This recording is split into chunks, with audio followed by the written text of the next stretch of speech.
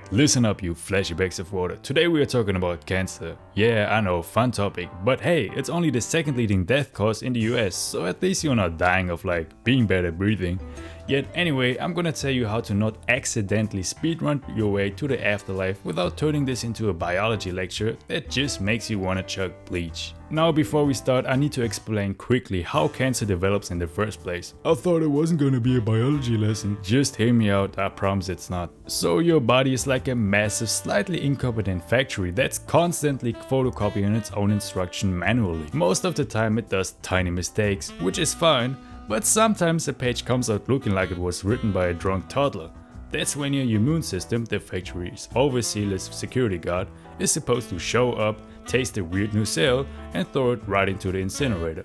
But if the security guard is on a donut break or there are simply too many drunk toddlers, well, that's when you get cancer. So always keep in mind, there is no "oh damn it, I accidentally drank this, now I'll definitely get cancer." No, it's always just a matter of probability, and most of the time your security guards quickly clean up the mess anyways. I want them gone. Yes sir. It's the latest way to cover up signs of age and employs a mask which contains radioactive elements. Invisible rays will reach out from that mask and revitalize the bloodstream. I wonder where they stopped doing it. Alright, let's talk about radiation. And no, I'm not talking about the green glowing stuff from cartoons. Think of the electromagnetic spectrum as a lineup of invisible ninjas. On one end you have the lazy, harmless pillow throwing ones, just like radio waves. On the other end you have the crazy, hyper caffeinated ones, just like that one kid from school who looked like he got diagnosed with ADHD times 5. Those are X-rays and gamma rays, which are both ionizing radiation. These guys don't throw pillows, they throw tiny invisible knives that just shred your DNA. Well, luckily you are probably never going to get a fatal dose of these unless you decide to sunbathe inside a nuclear reactor right next to the reactor core without any shielding. Yes, they are not as dangerous as a lot of morons claim. Anyways, outside Earth's atmosphere is also one way to speedrun yourself to cancer, apart from the fact that you would straight up die before that. But basically the further away you are from Earth, the less protected you are, which includes commercial flights, but that's only a concern if you're a pilot, stewardess or pregnant. The most concerning one for the average Joes like you and me is probably medical imaging. One scan is usually fine, but if you're collecting them like Pokemon cards, maybe keep a history for your doctor. And if you can, ask for an MRI or ultrasound, because they don't use ionizing radiation, but they do cost more, because you know, health is expensive, dying is cheap. A special case is UV light from the sun. It's not ionizing like X-rays and gamma rays, but more like a persistent bully that keeps on slapping your skin until it makes a mistake, causing DNA damage. And I know a lot of people, me included, don't really like sunscreen, but especially if you plan on being outside during peak sun hours, where it also helps protecting your skin from aging, and who wants to look like a sun-dried raisin before their time. Now annoyingly, there's also other nasty stuff that's ionizing, such as beta radiation, but unless you're like licking radioactive waste, it isn't really a concern, so we're gonna skip straight over it and go over to alpha radiation. While it's more harmless than beta radiation when you come into direct contact with it, once it enters your body, it's gonna repeatedly attack you from within, which can then become a serious concern. Radon is probably the biggest concern, as it's naturally being produced mainly through uranium but also thorium, and is both odorless and invisible. The fix? Just open a window. Like seriously, just ventilate your basement or your ground floor, of course if you don't have one, especially if you do your hot yoga down there. Or you know, get it tested if you want to be a responsible adult about it, duh. But seriously, if the results don't look too promising and you think,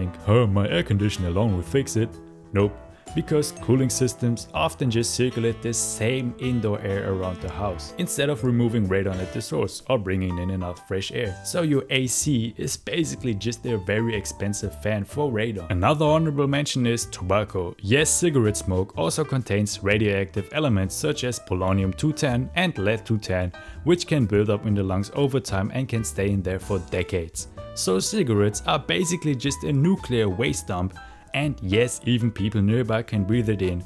So that's like dumping your own nuclear waste at the other person, and it's just a dickhead move.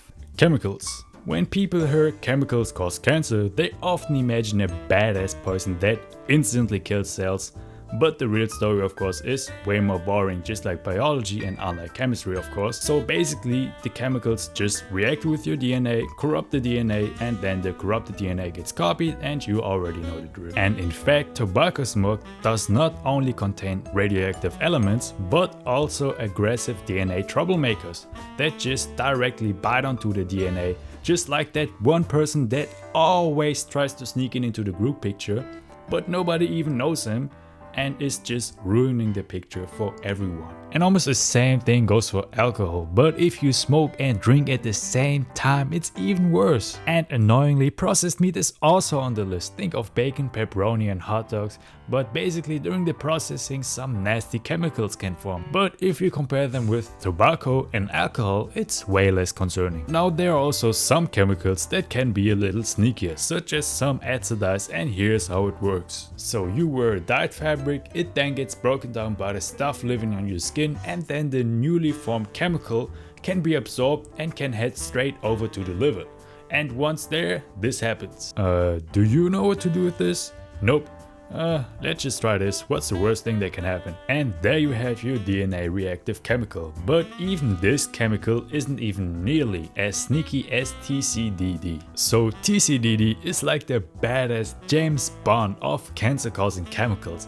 It's a byproduct unintentionally produced through various industrial processes and can then end up in feed and then ends up in animal products. And once inside you, it heads straight for the AHR's office, the supervisor in every cell when it comes to DNA copying. I've got the instructions from above. Less safety checks and speed up production. Noted. And it can take a whole decade for your body to eliminate it. Inflammation. So inflammation is like your body's way of dealing with problems. It's like that one friend who always wants to help, but their solution to everything is just to set it on fire. A cut on your finger. Let's set it on fire. A splinter. Fire. It's great in the short term, but when that friend moves in and starts setting your couch on fire every day, that's chronic inflammation. And can you guess what also causes inflammation? Yes, tobacco again. And I think now you can kind of see why it's the most common cause of cancer. Asbestos, for this is a remarkable mineral. Actually stone, it is made up of tiny but extremely strong and flexible fibers. A miracle material that's also highly carcinogenic, but thank God nowadays we have fiberglass. But yeah, unless you're like renovating an old house, this should not be a concern. And guess what? Obesity is also on the list. And no, that does not mean that you need to have a six-pack, but come on, you can clearly tell the difference between obese and not obese. So body positivity is all good until it promotes obesity. Then it's less like body positivity, but more like buddy, you will get cancer soonity. But anyways, I wish I was able to tell you all whether microplastics are in fact dangerous or not when it comes to cancer. But as of 2026, we just don't know it, so we're just gonna have to wait it out. What we do know though is that there are some pretty nasty infections you can get through somebody else's saliva. So please don't just share any drinks with somebody you just met. And how did you end up here? Well, I shared a drink with somebody, got cancer, and yeah. Okay, parasite time, because yes, some parasites are literally classified as carcinogenic.